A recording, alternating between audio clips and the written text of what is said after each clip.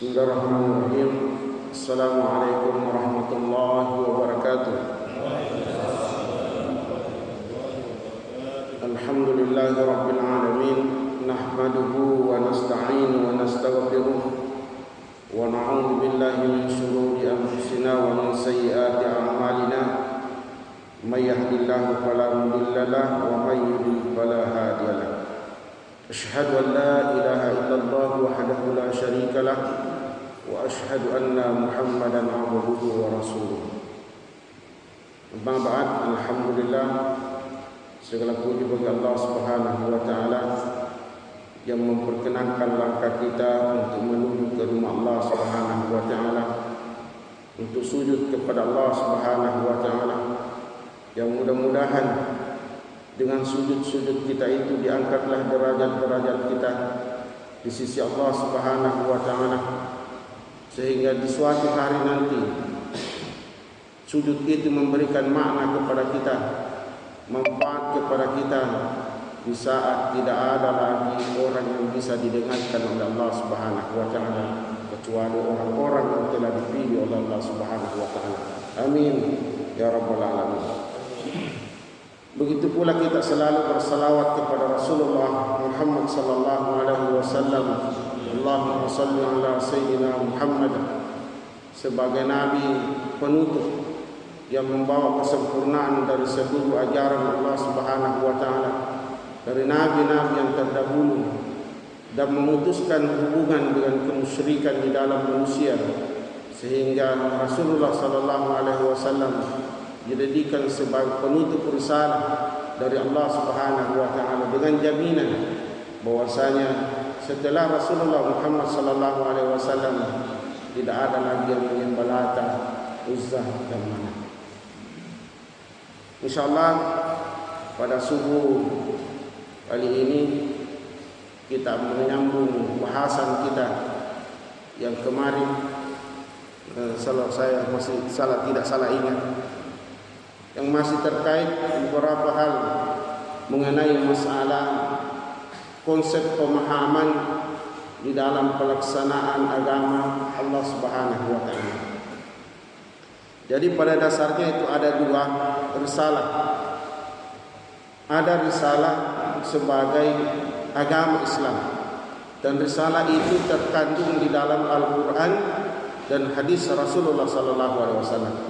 Inilah risalah yang tidak terganggu-gugat oleh zaman atau oleh siapapun. Jadi ajaran dengan agama Islam itu sangat beda. Jadi kalau ajaran agama Islam itu tidak masuk Al-Quran dan hadis, tetapi ia bersumber dari Al-Quran dan hadis. Salah satu di antaranya adalah mikrofon ini. Mikrofon ini tidak ada ayatnya. Jangan nanti bilang oh tidak ada ayatnya, tidak ada hadisnya, bid'ah. Apalagi yang namanya HP begini kalau lagi merekam. Jangan cari hadisnya, zamannya saja tidak sama. Artinya apa? Ini adalah ajaran Islam, di mana ajaran itu tidak bertentangan dengan kaidah-kaidah umum atau kaidah-kaidah khusus yang dibawa oleh Rasulullah Muhammad sallallahu alaihi wasallam. Bagaimana kaidah itu digariskan oleh Allah Subhanahu wa taala? Wa ma ataakumur rasulu fakhudhuhu wa ma nahakum anhu fantahu. Apa saja kata Allah Subhanahu wa taala yang diberikan oleh Rasulullah Muhammad sallallahu alaihi wasallam, yang datang dari Nabi sallallahu alaihi wasallam. Kemarin kita sudah mengatakan bahwa yang datang dari Nabi itu ada namanya qauliyah, ada namanya fi'liyah, ada namanya takririyah. Dan apa yang dilarang oleh Nabi sallallahu alaihi wasallam, maka hendaklah kalian itu menjauhinya. Jadi kalau kita dikatakan fajtanibuhu sama dengan khamar, judi, mengundi nasib, menyembah berhala, fajtanibuhu, jauhilah. Bagaimana jangkauan jauhnya? Terlintas saja di pikiran, itu dikatakan sudah dekat. Sehingga ada peribahasa mengatakan jauh di mata, dekat di hati. Mati dekat juga. Jauh dalam artian itu tidak memperlintaskan di dalam pikiran, apalagi di dalam hati, saking jauhnya. Dilupakan begitu saja sehingga tidak ada sama sekali. Orang tidak akan menganggapnya lagi, saking jauhnya. Beda kalau kita mengatakan baik. Baik itu artinya jauh juga. Tapi jauh itu adalah mata tidak bisa memandang. Makanya doa kita itu kalau sudah takbiratul ihram, Allahumma ba'id bainana bain hatta kama ba'adta bainal masyriq wal maghrib. Ya Allah, jauhkanlah kami dari dosa-dosa kami seperti jauhnya barat dan timur. Jauhnya, karena jauhnya tidak terlihat. Ini dosa itu tidak diperlihatkan oleh Allah Subhanahu wa taala. Yang kedua, terkait tentang pemahaman agama Islam ini memberikan dampak kepada kita tentang risalah yang menjadi konflik di antara kita. Apa itu? Di kalangan Islam ini banyak sekali paham, banyak sekali mazhab, di mana paham-paham ini, aliran-aliran ini yang tumbuh subur di dalam Islam, yang perlu ada pembenahan, perlu ada perbaikan, perlu ada pembinaan, sehingga ada terjadi namanya kerukunan. Kenapa? Karena kerukunan inilah yang paling diutamakan di dalam Islam. Paling masyhur itu kita bisa melihat kisah Nabi, kisah Imam Syafi'i kalau datang dia ke Irak, di mana beliau sendiri adalah kunut kalau subuh, tapi sampai di sana beliau tidak melakukan kunut. Artinya apa? Mereka lebih menjaga keharmonisan, kebersamaan umat daripada perselisihan dan pertentangan. Makanya beliau juga mengatakan bahwasanya kalau kita masuk ke satu tempat masjid, di mana masjid itu kunut, sedangkan kita tidak kunut, yang angkat tangannya juga. Jadi begitulah bagaimana ulama-ulama itu dulu memberikan pengajaran bahwasanya mengutamakan keharmonisan itu, kebersamaan itu lebih didahulukan daripada terjadi perselisihan dan pertentangan, di mana pertentangan itu hanya persoalan-persoalan furu'iyah atau cabang-cabang yang tidak menjadi pokok. Kecuali kalau ada mengatakan Allah itu 2, salat subuh itu 3, maghrib bosan 3 jadi 4, penampak semua asar bisa juga 4, diapit ganjil bikinlah 4 kan. Baca surat dulu baru surah Al-Fatihah, walau dolin dulu baru Alhamdulillah. Itu yang menjadi pokok, itu yang menjadi persoalan. Tapi kalau menjadi yang baca basmalah besar, Imam Malik tidak membaca basmalah.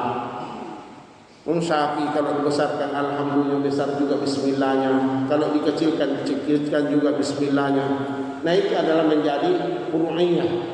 Furu'iyah inilah yang menjadi patokan para ulama untuk membicarakannya. Mereka sudah ada mensepakati beberapa furu'iyah, ada juga menjadi perbedaan pendapat di antara mereka. Dan yang ketiga, mengenai masalah pengembangan daripada mazhab ini, yang disebutkan di dalam hal ini adalah ada jenis namanya taklifiyah. Taklif ini namanya memadukan antara pendapat ulama atau mazhab yang lain dengan mazhab yang lain, mencampur baur dan hanya tujuannya mengambil kemudahan daripada para pendapat ulama. Kalau Imam Syafi'i mengatakan bahwasanya kalau kaki kita kegigit anjing, maka cukup bilas dengan 7 kali, 1 dengan tangan. Tapi kalau Imam Malik mengatakan tidak, samak itu kulit lalu dihilangkan. Ini bahaya ini. Tidak ada yang mau pegang ini. Artinya apa? Bahwasanya perbedaan ini mesti ada kejelasan. Jadi tidak mencampur-campur baurkan daripada mazhab itu.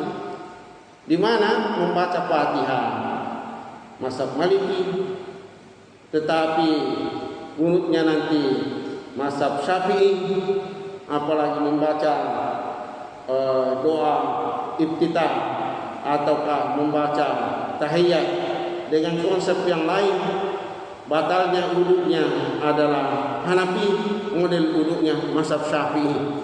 Jadi ada bercampur baur dan tidak ada kejelasan. Jemaah yang dimuliakan oleh Allah Subhanahu wa taala. Dan yang keempat, bagaimana ulama menyikapi tersebut? Ulama menyikapi itu dengan memberikan pandangan bahwa setiap orang perlu ada mengetahui dengan apa yang ia ikuti. Jadi ulama itu memberikan pandangan bahwasanya apa yang kita kerjakan dalam faktor ibadah ini kita mesti mempelajarinya. Kita pasti mengetahuinya. Kenapa? Karena tuntunan juga Rasulullah sallallahu alaihi wasallam dengan sangat jelas salah satu ibadah yang sering menjadi sorotan itu adalah ibadah salat. Yang Nabi dengan khusus mengatakan sallu kama ra'aitumuni usalli. Salatlah kalian itu sebagaimana kalian itu melihatku salat. Ajaran Nabi sallallahu alaihi wasallam mengingatkan kepada kita bahwa salat itu mesti dipelajari. Mesti dipahami bagaimana cara-caranya kita melakukan salat. Maka oleh karena itu kita tidak dibolehkan oleh Nabi sallallahu alaihi wasallam membentuk gerakan salat itu sendiri.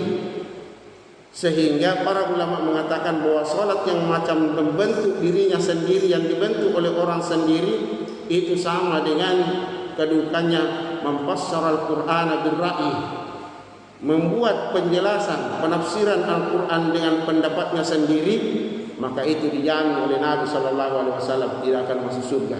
Jadi dia sebelum masuk ke neraka sudah disiapkan memang tempat duduknya. Ini aja sebagai prolog, mungkin nanti sampai bunyi alarm. Ada yang mau bertanya? Tidak ada.